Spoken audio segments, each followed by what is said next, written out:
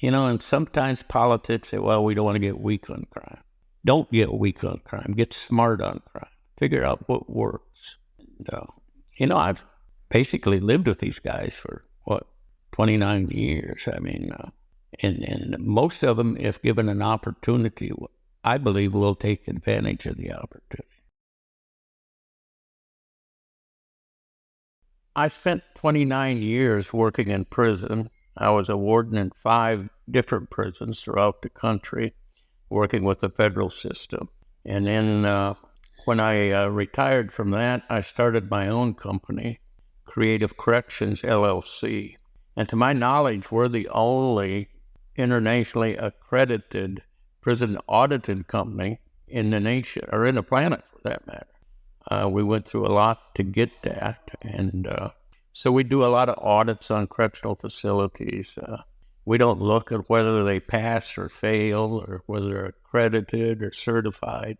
We try to give them a roadmap to get to that point. And today's prison system with understaffed and overpopulated, it's a real test out there to operate a prison effectively. Because when a prison is 30-40% low on staff, that's a security issue as well as a safety issue for both staff and inmates. And that's what we try to combat within our company. Now, in 2012, we started a foundation, Pitzer Family Education Foundation, where we provide scholarships to children who have parents in prison. Now, I don't know if people are aware, but they're 5 times more likely to follow in their parents' footsteps than the average child. Yeah, we've granted about, I think a little over 200 scholarships to children who have a parent in prison. And we've also enrolled probably a little over 600 inmates getting out of prison in a construction training program, and then assist them in finding jobs. One of the biggest issues that I see is the community is not very educated. Yeah, well, when a community sees a person going to prison, they believe their problem is gone, when in reality the problem just begins. Because when he or she gets released from prison, they're going back to the same community they were incarcerated from. Now, because he's an ex-felon, nobody wants to hire him, or few people want to rent to him.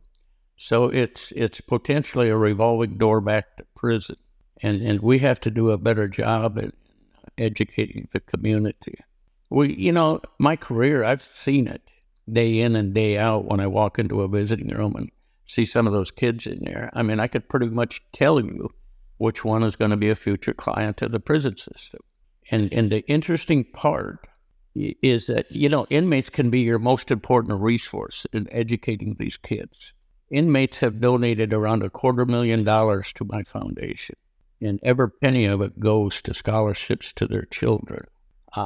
If we could get this going nationwide and kind of forget about the politics of it and let the inmates really be involved in educating their own children.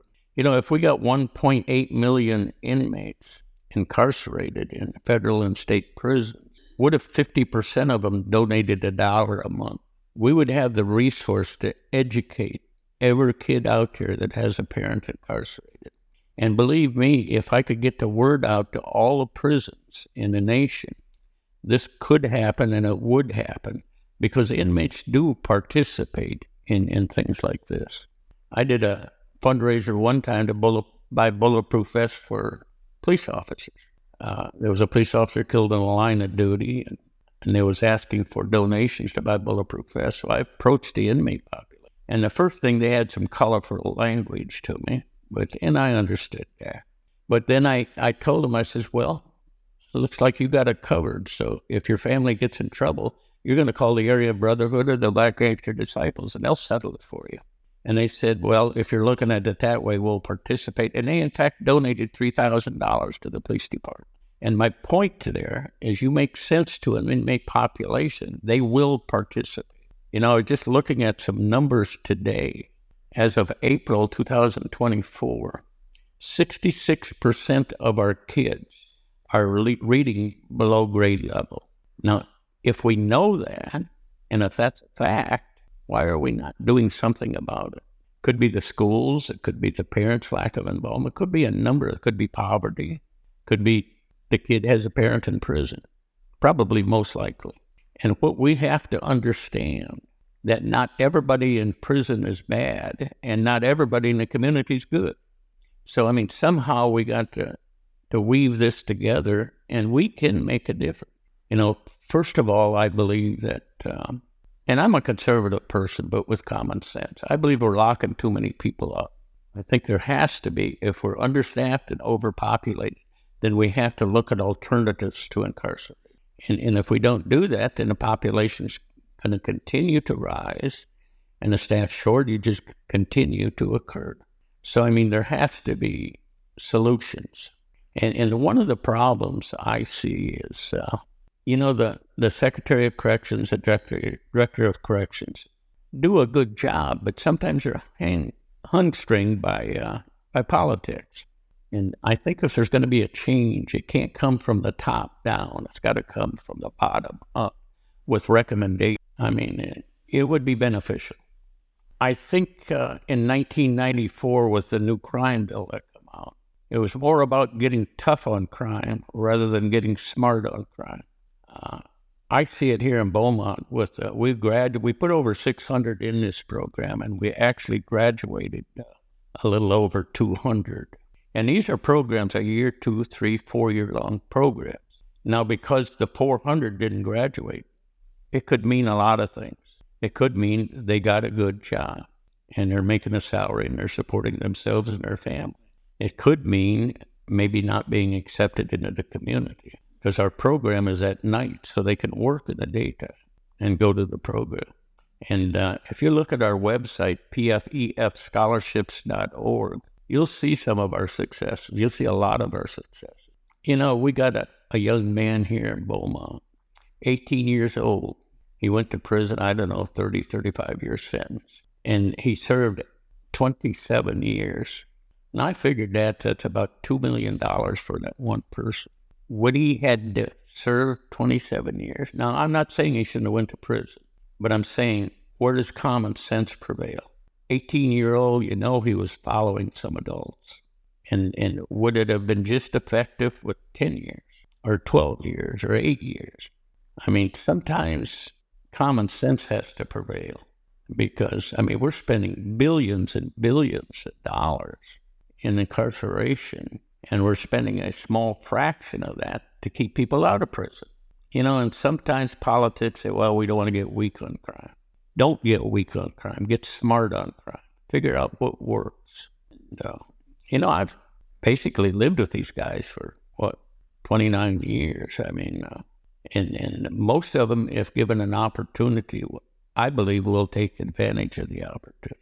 I had a state call me, some lady with a state that does programming, and she ran this program to me on what she was trying to accomplish.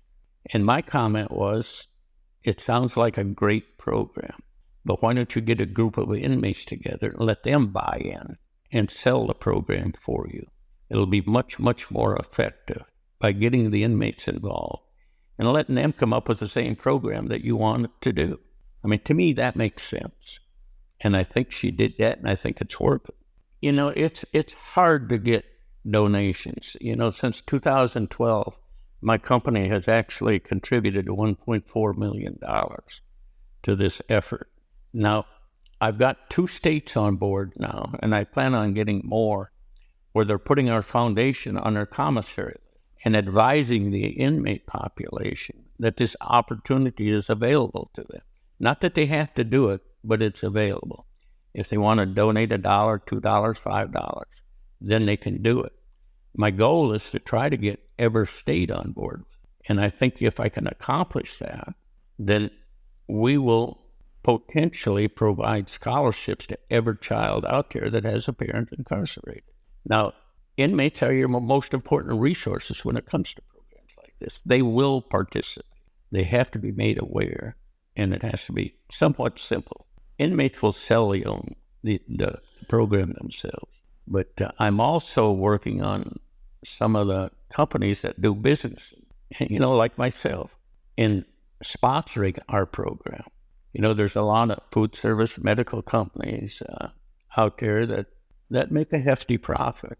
And I think it would be very appreciative if they'd partner with us on this and become a sponsor to the program.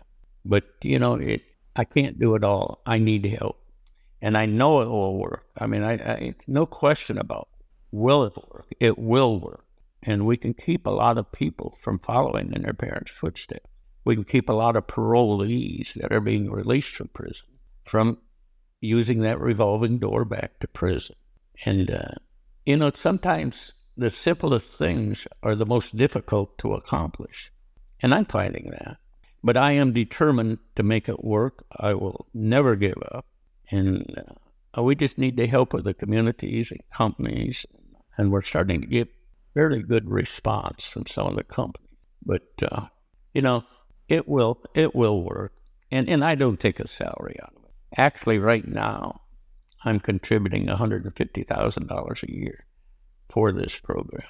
But I can't do that forever without help. Prisons supported my family for 29 years, and they're still supporting my family through my business. So I think it's imperative for those of us that make a profit on prisons help in keeping people out of prison. To me, that makes sense. They can call me at 409-284-4155, or they can go to our website, www.pfefscholarships.org, and they can donate online. But we desperately need help. I think we're doing more than our share. But I do it because I believe in it, and I know it will work. You know, it's a lot cheaper, you know, with inmates supporting it, to educate these kids rather than to incarcerate them. I mean, it just doesn't make sense. We have to get in the game of incarceration is necessary. It's probably more than it needs to be right now. Sentences. You see, I believe you can incarcerate a person to the point where it has a reverse effect on what incarceration is supposed to accomplish. And prisons basically do a good job in programs. But without the community education, it's potentially another avenue for back to prison. So it can be fixed. It's going to take everyone. It's going to take the community. It's going to take businesses. I just got a pretty good donation from one of the banks. So, I mean, that was a plus in the right direction. But it can happen. It will happen. But we need help.